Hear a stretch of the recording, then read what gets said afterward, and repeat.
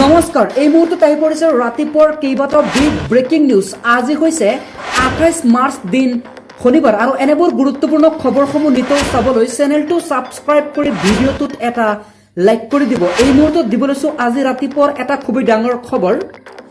অবৈধ মিয়াৰ নিস্তাৰ নাই অসমত। নিৰ্বাচনৰ পাছতেই ৰাজ্যত চলিব উচ্ছেদ অভিযান। অবৈধ অনুপ্ৰৱেশকাৰীৰ ভোট নালাগে বিজেপি চৰকাৰক। ৰাজ্যত উচ্ছেদ কাৰ্য এক ধাৰাবাহিক প্ৰক্ৰিয়া। নিৰ্বাচনৰ পাছতেই সন্দেহজনক এলেকাত চলিব উচ্ছেদ অভিযান। উচ্ছেদ প্ৰসংগৰ সৈতে সম্পৰ্ক নাই কোনো মুছলমান লোকসকলৰ। নিৰ্বাচনত বিজেপিক বাংলাদেশী অসমীয়া মুছলমানৰ নিৰ্বাচনত বিজেপিক ভোট দিব খিলঞ্জীয়া মুছলমানে। বাংলাদেশী অসমীয়া মুছলমানৰ মাজত আছে পাৰ্থক্য। এইবাৰ হিমন্ত বিশ্ব শৰ্মাই একেলগে কৰিছে কেইবাটাও ডাঙৰ মন্তব্য। পৰৱৰ্তী খবৰ, সাৱধান হওক ৰাজ্যবাসী। এই পৰ্যন্ত 11খন ৰাজ্যলৈ আহিল ভয়ংকৰ নিৰ্দেশনা। আগন্তুক 8 ঘণ্টা সতৰ্ক হৈ থাকিবলৈ দিয়া হৈছে। আজি ৰাজ্যত প্ৰবল ধুমুহা বৰষুণৰ বৃষ্টিপাতৰ আশংকা কৰা হৈছে। আন এটা খবৰ, ডক্টৰ হিমন্ত বিশ্ব শৰ্মাৰ বিৰুদ্ধে আপত্তিজনক ফেচবুক পোষ্ট কৰাৰ পাছতেই এজন অৱসৰপ্ৰাপ্ত শিক্ষক তথা জ্যেষ্ঠ কংগ্ৰেছীক শ্বেখ চাহাবুদ্দিনক আটক কৰিছে তেজপুৰ আৰক্ষীয়ে। পৰৱৰ্তী খবৰ, 60 বছৰত কংগ্ৰেছৰ দিনত একো নহল, কিন্তু 11 বছৰত দ্ৰুতগতিত বৃদ্ধি পাইছে বিজেপিৰ উন্নয়ন। বৰাক ব্ৰহ্মপুত্ৰ সকলোতে সম উন্নয়ন কৰিছে বিজেপিয়ে। কংগ্ৰেছৰ দিনত ৰাজ্যত একো উন্নয়ন হোৱা নাছিল। আমাৰ দিনত এটকাও ঘোষ নিদিয়াকৈ চাকৰি পাইছে ল'ৰা ছোৱালীয়ে। দুৰ্নীতি নোহোৱাৰ বাবেই অৰুণোদয়ৰ 100% ধনেই পাইছে ৰাইজে। তৃতীয়বাৰলৈ ৰাজ্যত গঠন কৰিব বিজেপি চৰকাৰ। নিৰ্বাচনী প্ৰচাৰ চলোৱাৰ সময়তে এনেদৰে মন্তব্য কৰিছে সৰ্বানন্দ সোণোৱালে।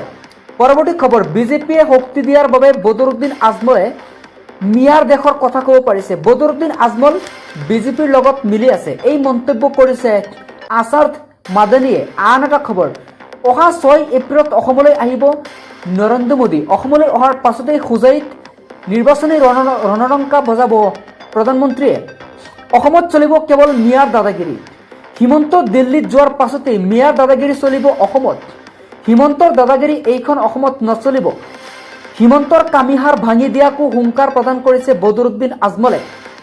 আন এটা খবৰ, মিয়াৰ কামিহাৰ ভাঙিব নোৱাৰিব মুখ্যমন্ত্ৰীয়ে। এইবাৰ নিৰ্বাচনে আমাৰ ভৱিষ্যত নিৰ্ধাৰণ কৰিব। এইবাৰ মুখ্যমন্ত্ৰী হিমন্ত বিশ্ব শৰ্মাক উভতি ধৰিছে সাংসদ ৰকিবুল হুছেইনে। পৰৱৰ্তী খবৰ, এইবাৰ নামনিত শক্তিশালী বৃদ্ধি পাইছে কংগ্ৰেছত। কংগ্ৰেছত একেলগে 7 জনতাই যোগদান কৰিছে। পৰৱৰ্তী খবৰ, ৰাজ্যবাসীলৈ আহি গ'ল এটা খুবেই ভাল খবৰ। এটা মিছ কল দিয়াৰ পাছতেই আপোনালোকে বুকিং কৰিব পাৰিব গেছ চিলিণ্ডাৰ। এতিয়াৰ পৰা ঘৰুৱা ৰন্ধন গেছৰ চিলিণ্ডাৰৰ সমস্যাত ভুগিব নালাগে আপোনালোকৰ। ঘৰে ঘৰে লাভ কৰিব ৰন্ধন চিলিণ্ডাৰ গেছ। IOCL মুকলি কৰিছে 2টা বিশেষ নম্বৰ। এই 2টা বিশেষ নম্বৰত কল কৰি আপোনালোকে লাভ কৰিব বুকিং। নম্বৰ 2টা হৈছে 8927225567, আনটো হৈছে 8454955555। এই 2টা নম্বৰত মিছ কল দিয়াৰ পাছতে বুকিং কৰক আপোনালোকে গেছ। পৰৱৰ্তী খবৰ, বটল বা কোনো ড্ৰামত কিনিব নোৱাৰিব পেট্ৰল ডিজেল। BNSৰ 285 ধাৰাত ৰুজু কৰা হ'ব গোচৰ। নিয়ম উলংঘা কৰিলেই BNSৰ অধীনত বিহা হ'ব কঠোৰ শাস্তি। হাজাৰ হাজাৰ টকাও জৰিমনা দিব লাগিব, নহ'লে জেল হ'ব। এইবাৰ অসম চৰকাৰৰ মুখ্য সচিবে জাৰি কৰিছে কেইবাটাও জাননী।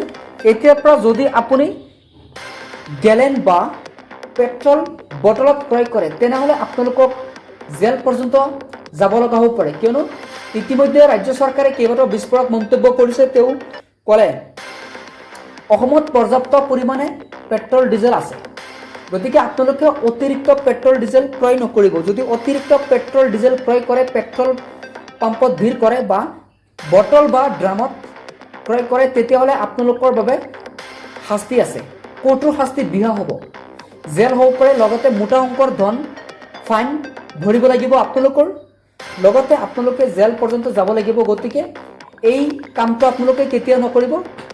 ৰাজ্য চৰকাৰে ইতিমধ্যে সদৰি কৰিছে জাননী। অসমত পৰ্যাপ্ত পৰিমাণে গেছ আছে, তেল আছে, গতিকে আপোনালোকে চিন্তিত হোৱাৰ কোনো কাৰণ নাই। মুখ্যমন্ত্ৰী হিমন্ত বিশ্ব শৰ্মাই এনেদৰে মন্তব্য কৰিছে। জনাব লৈছো আন এটা ব্ৰেকিং নিউজ। ৰাজ্যত কোন হ'ব বা কোনে জিকিব আপোনালোকে নিশ্চয় কমেণ্ট বক্সত জনাব। আপোনালোকে কাক বিচাৰে ৰাজ্যসভাৰ নিৰ্বাচনৰ প্ৰাক্ষণত? মুখ্যমন্ত্ৰী হিমন্ত বিশ্ব শৰ্মাক আপোনালোকে মুখ্যমন্ত্ৰী হোৱাটো বিচাৰে না গৌৰৱ গগৈক বিচাৰে? ইতিমধ্যে গৌৰৱ গগৈক 35% লোকে ভাল পায়, 65% লোকে ভাল পায় হিমন্ত বিশ্ব শৰ্মাই। হিমন্ত বিশ্ব শৰ্মাৰ জনপ্ৰিয়তা বৃদ্ধি পাইছে ৰাজ্যত, নিৰ্বাচন প্ৰচাৰৰ সময়তে দেখা পোৱা গৈছে।